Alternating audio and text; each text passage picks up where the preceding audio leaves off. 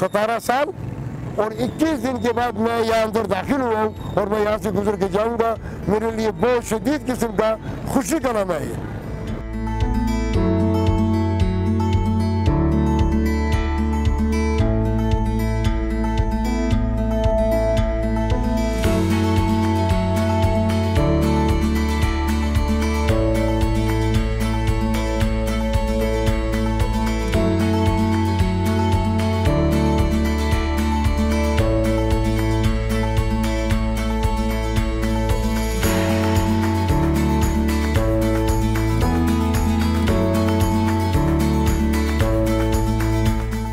मुश्किलात तो एक नहीं थी, मुश्किलात थी हमारी एम्बुलेंस वालों को, मुश्किलात थी हमारी मरीजों को, मुश्किलात थी हम शहर वालों को।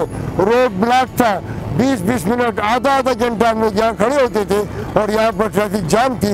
इसके खुल जाने से अब इंशाअल्लाह हमें यकीन है, हमें उम्मीद है कि ट्रैफिक रवा दवा रहेगी।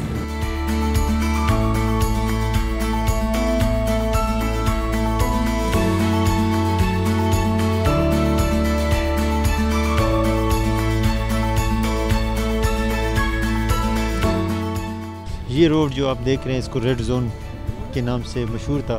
17 साल से ये बंद था आम ट्रैफिक और आम पब्लिक के लिए।